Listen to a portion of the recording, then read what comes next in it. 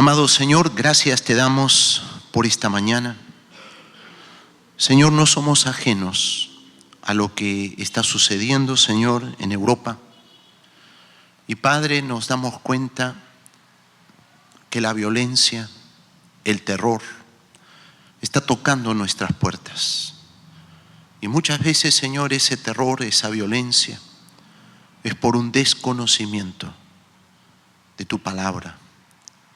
Señor, perdónanos como iglesia si a veces nos hemos quedado dormidos y no hemos anunciado el mensaje, si no hemos orado, si no hemos sido luz y sal. Perdónanos, Señor. Y Padre, permítenos orar por familias que sufren en este momento en París. Amado Dios, que tú consueles a los familiares de estos hombres y mujeres que han fallecido.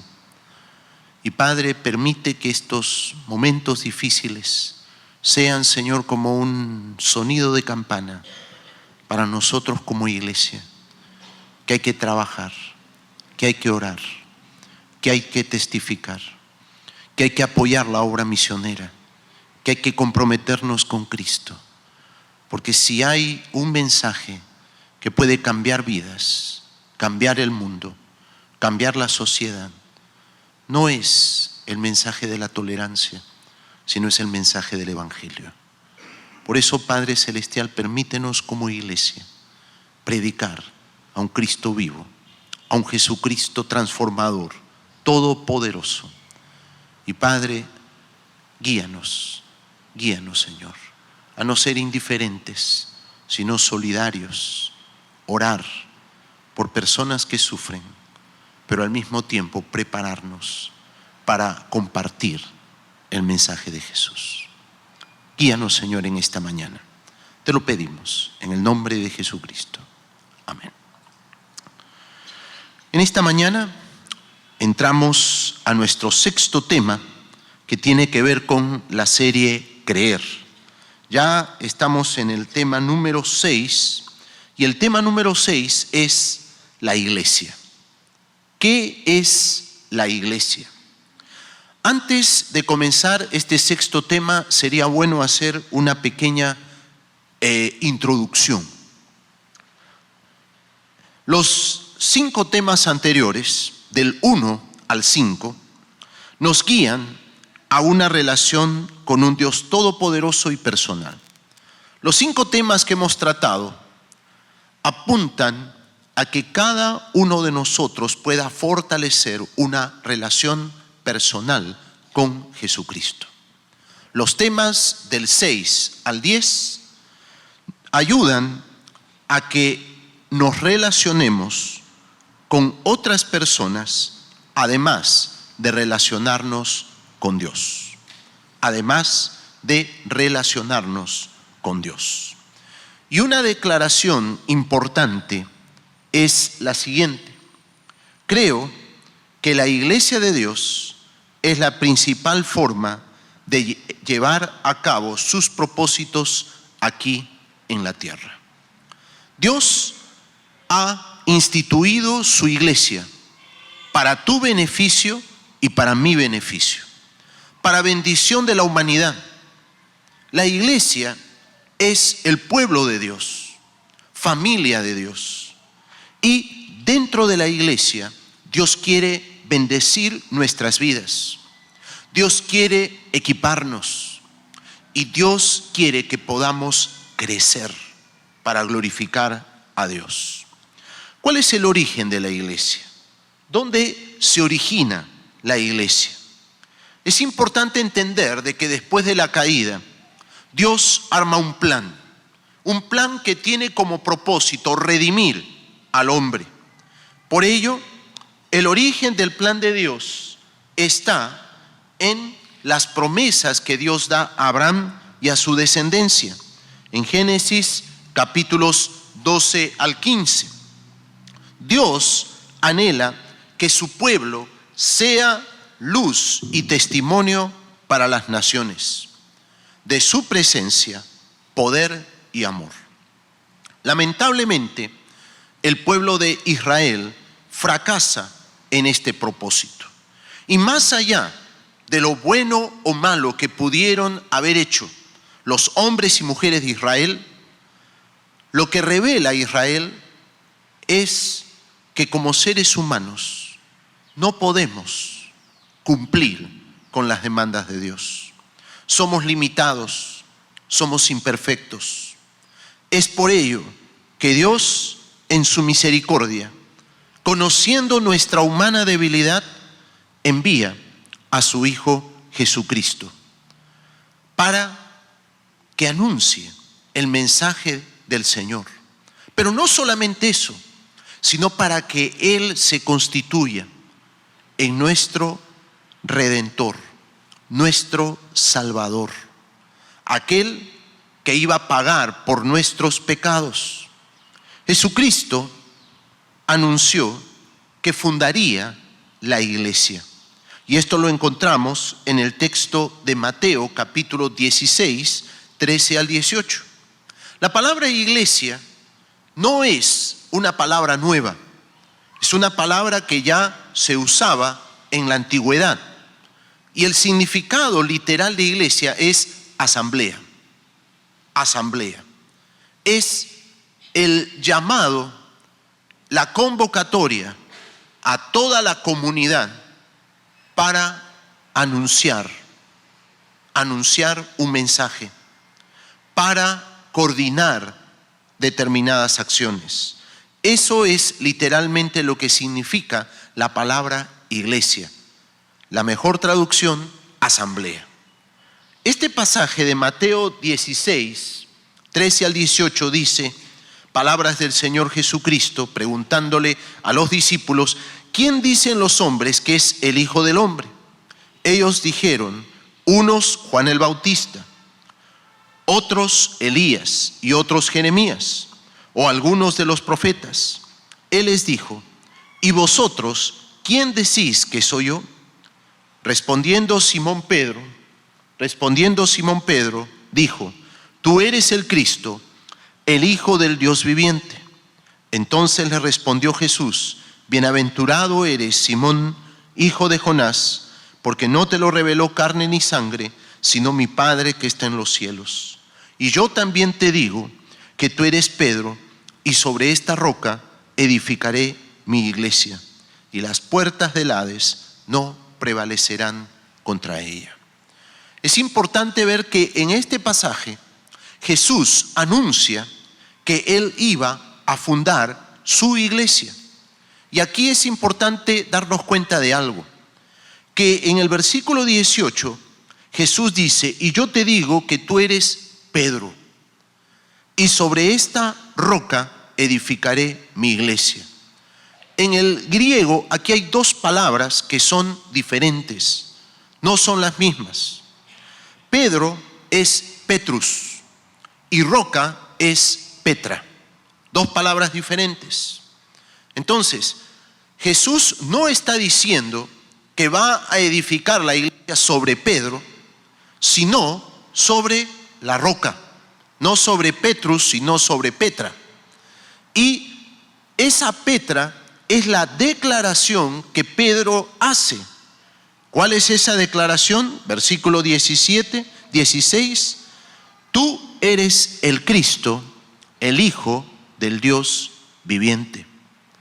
Entonces, la roca fundamental sobre la cual se edifica la iglesia cristiana es la persona gloriosa de Jesucristo. Jesucristo, el Hijo de Dios, el Señor, el Salvador.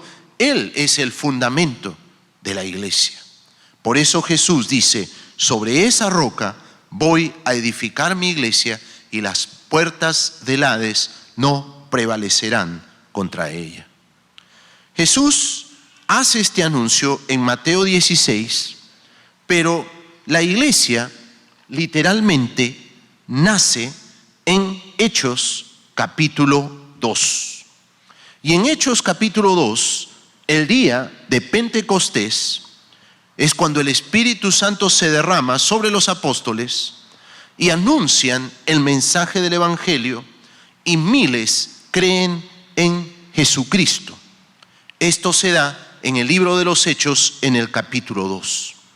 Desde este momento vemos que la iglesia se comienza a expandir y a crecer. Y a crecer a pesar de persecución. Ya vemos en Hechos, a partir del capítulo 7, 8, que comienza una fuerte oposición hacia la iglesia. Esta persecución hace que los cristianos sean esparcidos por diferentes lugares. Y el libro de los Hechos nos narra que la expansión comienza con la predicación de los apóstoles y posteriormente con la obra misionera de Pablo, los viajes de Pablo. Hasta nuestros días es importante ver que desde fines del siglo XIX y principios del siglo XX se comunica el Evangelio a nuestra nación. Es importante ver de que el Evangelio comienza a llegar a los confines de la tierra y a lo largo de 20 siglos la iglesia cristiana comienza su expansión. Hoy nosotros, a través del trabajo misionero, del apoyo a misiones en el Perú, en América Latina, en Europa, el apoyo misionero a Japón, nosotros con nuestro trabajo misionero continuamos compartiendo el mensaje a nuestra generación, a todo el mundo, a todo el mundo. La tarea del crecimiento y de la expansión de la iglesia no se queda en la historia. Hoy seguimos trabajando para la extensión de la iglesia, para el conocimiento del Evangelio a todas las naciones. Pero aquí viene una pregunta que es fundamental. ¿Cuál es el propósito de la iglesia? ¿Cuál es el propósito de la iglesia? Y podríamos decir cuál es el propósito de la iglesia para ti, para mí, para nosotros como comunidad. Y vamos a encontrar en Efesios capítulo 4, versículos del 1 hasta el 16, dos propósitos claros y definidos. El primer propósito es que reflejemos la obra de Dios en nuestra vida y en la iglesia. Que reflejemos la obra de Dios en nuestra vida y en la iglesia. Pablo dice en Efesios capítulo 4, versículos del 1 al 11, yo pues, preso en el Señor, os ruego que andéis como es digno de la vocación con que fuisteis llamados, con toda humildad y mansedumbre, soportándoos con paciencia los unos a los otros en amor, solícitos en guardar la unidad del Espíritu en el vínculo de la paz, un cuerpo, un espíritu, como fuisteis también llamados en una misma esperanza de vuestra vocación. Si hay algo que Dios quiere, es que cada uno de nosotros, como parte de la iglesia, como miembros de la iglesia, podamos reflejar con nuestras palabras, con nuestras acciones, con nuestras decisiones, podamos reflejar el amor de Cristo, podamos reflejar el propósito de Dios para nuestras familias, para nuestra comunidad. Dios hoy quiere que cada uno de nosotros podamos ser hombres y mujeres que podamos reflejar el mensaje de Jesucristo. Hay mucha gente que no va a abrir una Biblia. Hay mucha gente que no va a escuchar en la radio o en la televisión una prédica. Pero sí te van a ver a ti. Van a compartir en el trabajo contigo. Y para cada uno de nosotros esa es una oportunidad para que podamos reflejar el mensaje del Evangelio. Por eso el apóstol Pablo dice, les ruego que andéis como es digno de la vocación a la cual fuimos llamados. Somos llamados a poder reflejar a nuestro Salvador, a ser hombres y mujeres que podamos, sin palabras, dar a conocer que alguien muy especial vive en nosotros, obra en nosotros y ha cambiado nuestras vidas. Más adelante, en Efesios capítulo 4, versículos del 5 al 6, Pablo hace una declaración muy interesante. Dice: un Señor, una fe, un bautismo, un Dios y Padre de todos, el cual es sobre todos y por todos y en todos. Es importante ver de que aquí el apóstol Pablo nos dice algo que es muy importante. Nos dice lo siguiente: que cada uno de nosotros debemos participar, dice, de un mismo ¿qué? ¿Lo leen ahí? ¿De un mismo qué? Bautismo. Ahora, ¿qué es en sí el bautismo? ¿Por qué el apóstol Pablo habla de un Señor, una fe, un bautismo? Es interesante ver que cuando el apóstol Pablo dice que somos llamados a andar como dignos hijos de Dios, obedeciendo su palabra, pero más allá de eso, siguiendo y obedeciendo al mismo que Señor. Si hay algo que caracteriza a un cristiano, debe ser que considera a Jesucristo como su Señor. No como alguien que me sugiere lo que tengo que hacer. A lo largo del estudio de creer, hay una declaración que ha sido muy importante, que como cristianos creemos que la Biblia no solamente es para nuestra información, sino que tiene autoridad para dirigir nuestra manera de vivir. Y cuando decimos que la Biblia tiene autoridad para dirigir nuestra manera de vivir, nosotros entendemos que no somos plenamente autónomos. Si tú tienes a Cristo como Señor y Salvador, tú tienes que obedecerle a Él. Y esta es una de las grandes luchas para el hombre o mujer actual. ¿Por qué? Porque hemos sido criados en una sociedad en donde deseamos ser plenamente libres, donde no queremos que nadie decida por nosotros, al punto que muchas veces rechazamos sugerencias, órdenes, porque en el fondo, como seres humanos, queremos hacer lo que nuestro corazón desea.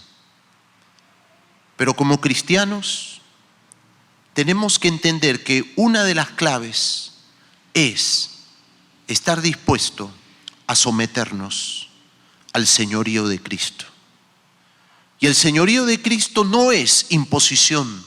El señorío de Cristo no es una tiranía.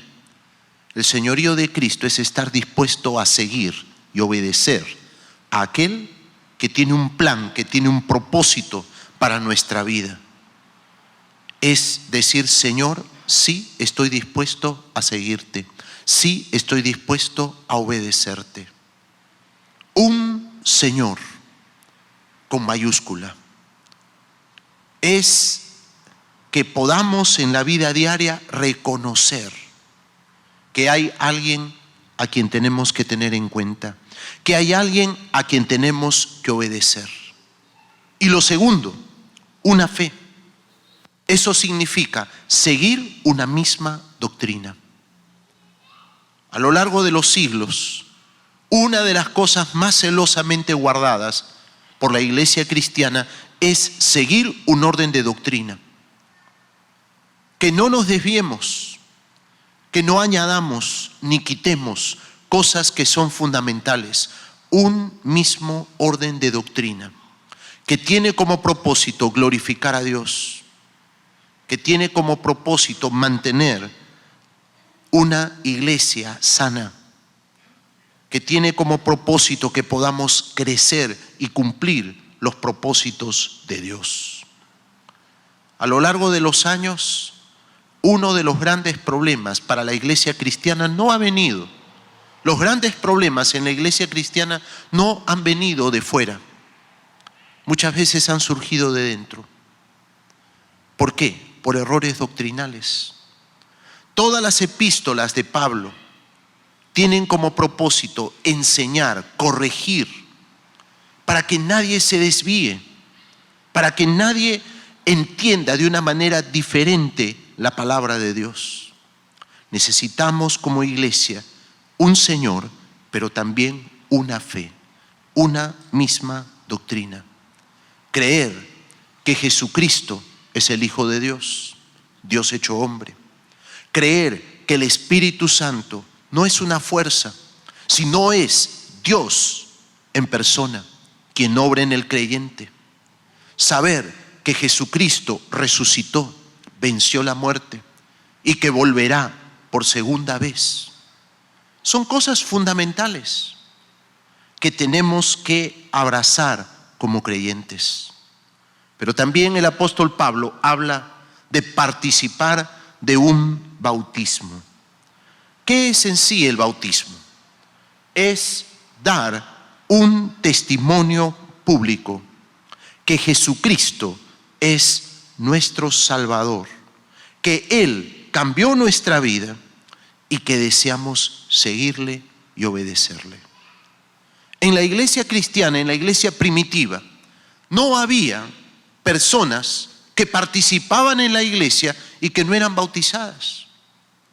No se daba esa figura. ¿Por qué?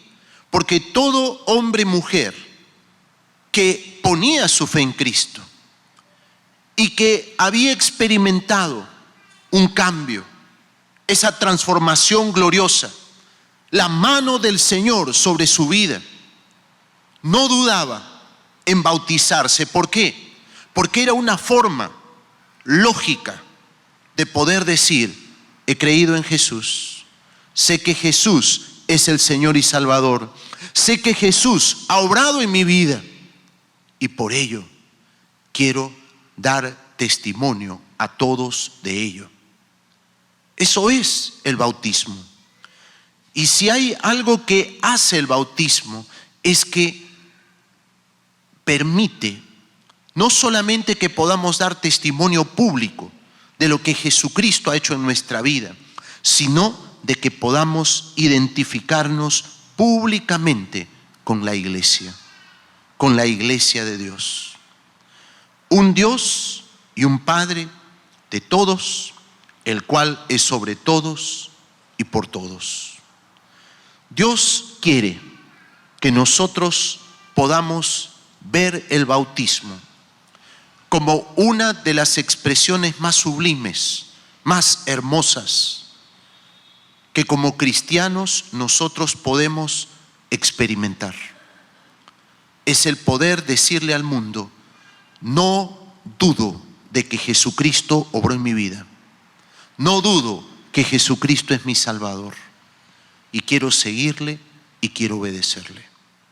Es por eso que en esta mañana, teniendo este texto frente a nosotros, yo animo a muchos de ustedes que tal vez no han tenido claro este concepto, a poder tomar la decisión de bautizarse. ¿Por qué? Porque es poder compartir al mundo lo que ya Jesucristo hizo en ti. Muchos de nosotros, si no fuera porque Jesucristo cambió nuestra vida, cambió nuestro hogar, nos rescató, nos sanó, nos salvó, no estaríamos aquí. Estaríamos en casa practicando deporte o haciendo cualquier otra cosa. Pero si tú esta mañana estás aquí, es porque Jesucristo ha hecho un cambio en tu vida. Y si Jesucristo ha hecho un cambio en tu vida, testifica de Él. Testifica de Él. Manifiéstalo públicamente. Identifícate con el pueblo de Dios. ¿Por qué? Y aquí viene la segunda parte. ¿Por qué tengo que hacerlo? Porque dentro de la iglesia hay un segundo propósito. El que podamos crecer individual y corporativamente para ser semejantes a Cristo. No es solamente un crecimiento personal, es también un crecimiento corporativo, que podamos crecer como comunidad, como iglesia, para ser semejantes a Cristo. A mí me gusta mucho lo que dice esta imagen del alfarero. El alfarero. El alfarero toma un pedazo de barro, de arcilla, y poco a poco lo comienza ¿a qué? A modelar y darle una hermosa forma. Una hermosa forma. De esa misma manera, Jesucristo te ha rescatado, te ha dado vida nueva y quiere modelar tu vida. Pero el torno que Dios usa para modelar la vida, ¿sabes cuál es? La iglesia. Si no nos integramos a la iglesia, Dios no va a poder modelar tu vida. Vas a quedarte al margen de los propósitos de Dios, de los planes de Dios. Por eso mira lo que dice Efesios capítulo 4, versículos 11 y 12. Dice, y Él mismo constituyó a unos apóstoles, a otros profetas, a otros evangelistas, a otros pastores y maestros, a fin de perfeccionar a los santos para la obra del ministerio, para la edificación del cuerpo de Cristo. ¿Qué es lo que nos dice este pasaje? Dios ha puesto dentro de la iglesia ministros, hombres y mujeres llamados y dotados por Dios. Pero cuidado, la iglesia la formamos cada uno ¿de qué? De nosotros. Y vuelvo al texto. Dios ha levantado ministros, pastores, maestros, evangelistas. Y todos estos hombres y mujeres que tienen dones de Dios, dice el apóstol Pablo, han sido levantados para perfeccionar a los santos. ¿Y quiénes son los santos? Aquí los santos son cada uno de ustedes. Una de las preguntas que mucha gente hace cuando viene por primera vez a un templo es, perdóname, pero aquí no hay santos. Entonces alguien con mucha avidez le dijo, no, nosotros aquí tenemos más o menos unos 800 santos. 800 santos, sí. Lo que pasa es de que 400 vienen al primer culto y 400 al segundo. O sea, se dividen los santos. Y acá hay muchos santos y los puedo llamar nombre por nombre, ¿no es cierto? San Carlos, San Jorge y Santa Mar, etc. Hay muchos santos.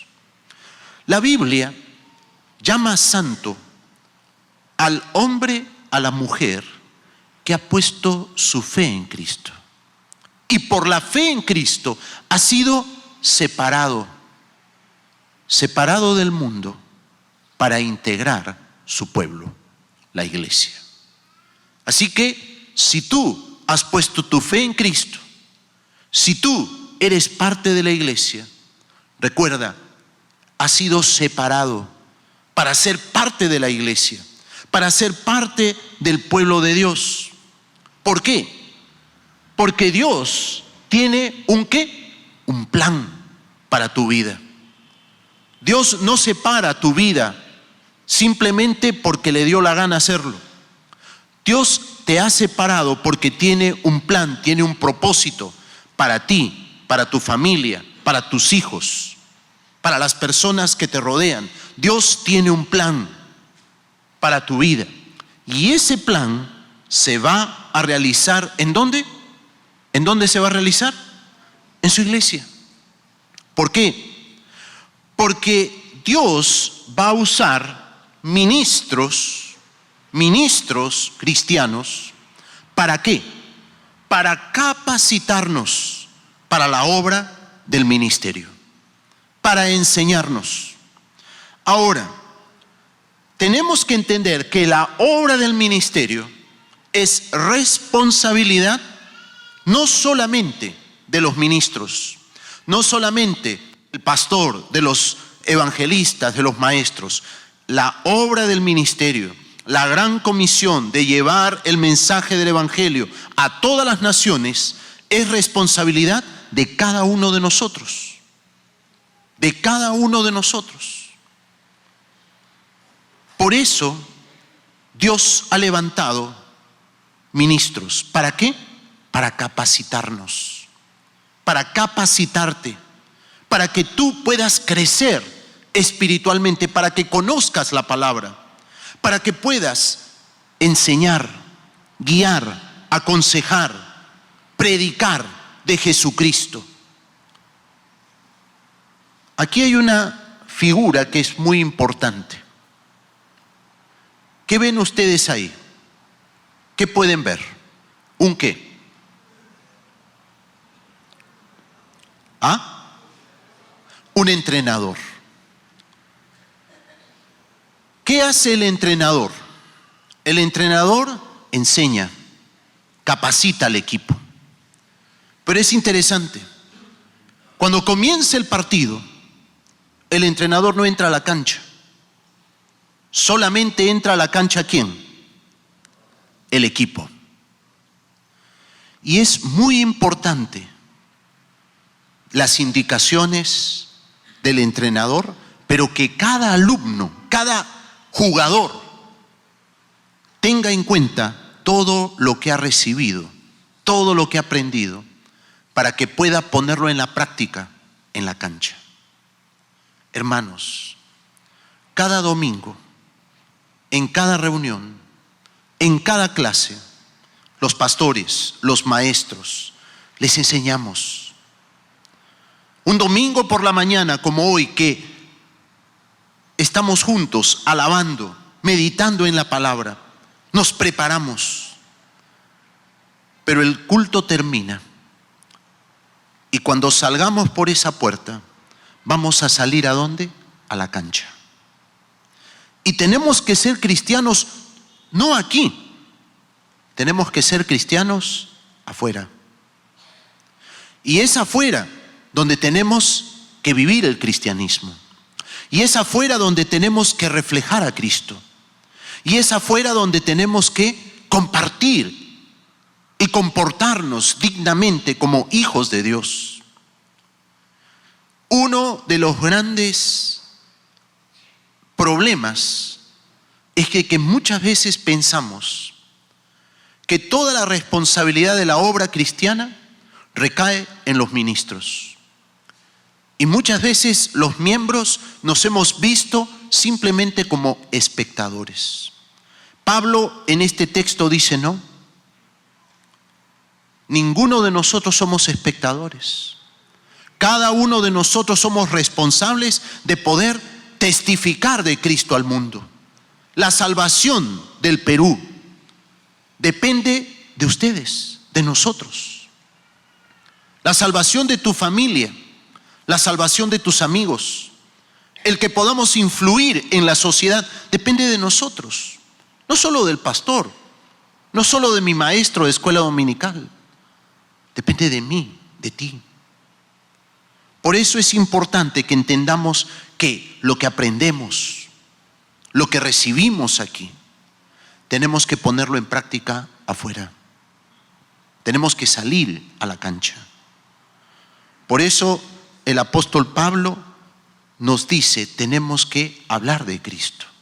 Y acá hay algo importante que quiero decirte. Es voluntad de Dios que seamos embajadores de Cristo donde vayamos, y no agentes secretos del Evangelio. ¿Te das cuenta cuál es la diferencia? El embajador es el digno representante que da a conocer a todos a quien representa. ¿A quién representa? El agente secreto es aquel que trata de evadir, que no lo vean, que no se den cuenta quién es, dónde está, cómo vive. Yo te pregunto, cuando sales por esa puerta, ¿eres un embajador de Cristo o eres un agente secreto del Evangelio? ¿Cuál de los dos? El Señor nos llama como iglesia, como pueblo de Dios, a ser embajadores, dignos representantes de Jesucristo. Voy terminando.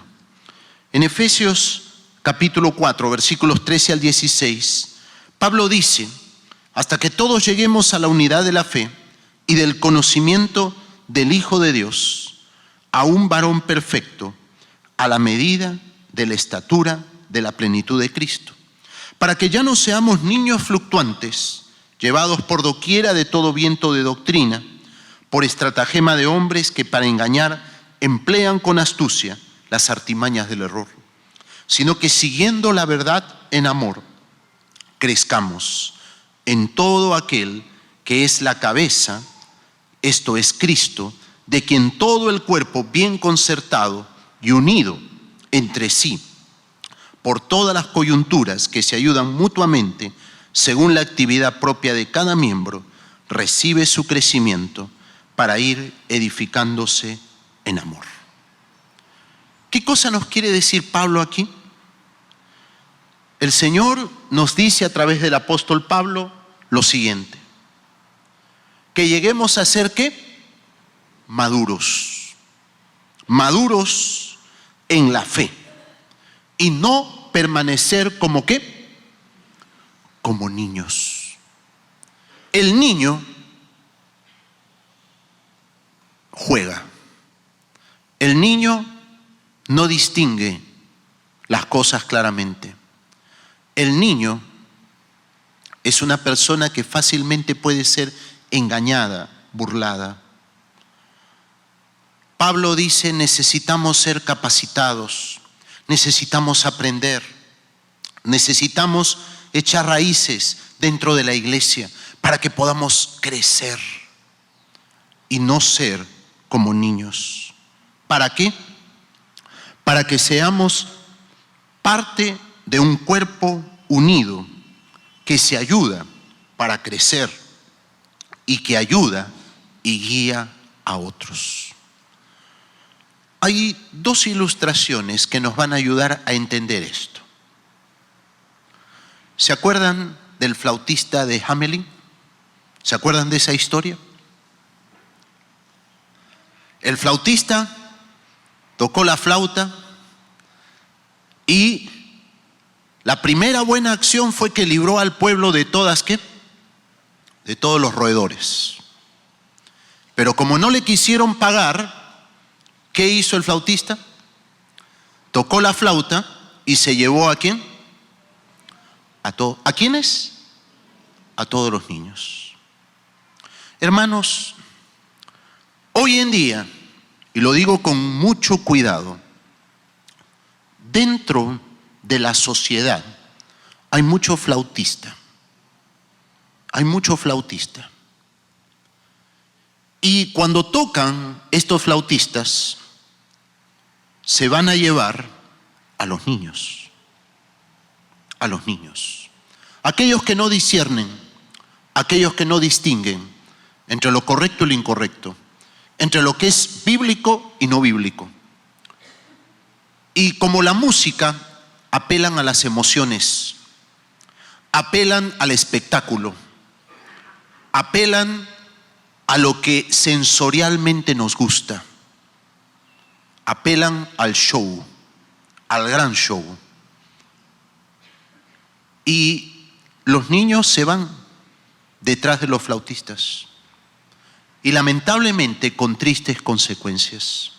Pablo ya lo anuncia en el primer siglo. No seamos niños fluctuantes. No lo seamos. ¿Qué necesitamos para no ser niños fluctuantes?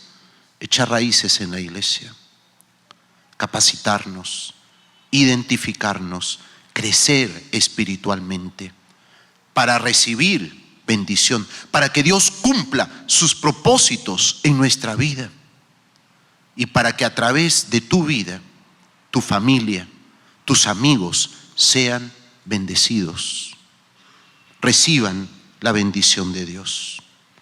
Dios quiere que seamos hombres y mujeres maduros, que vivamos al pie de la cruz, que vivamos obedeciendo al Señor.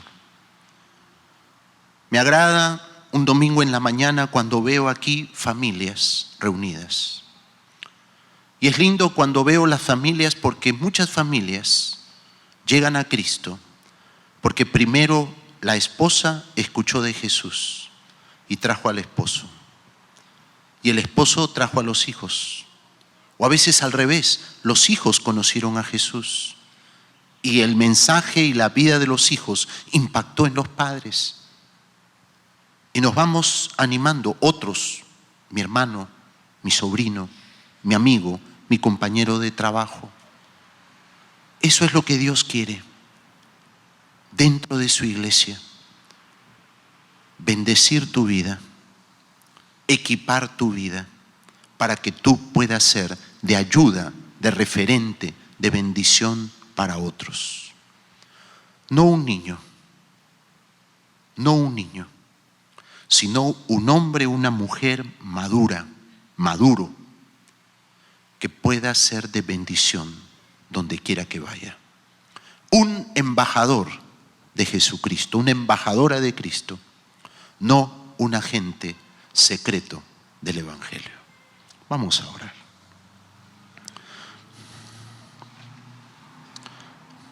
Allí donde estás,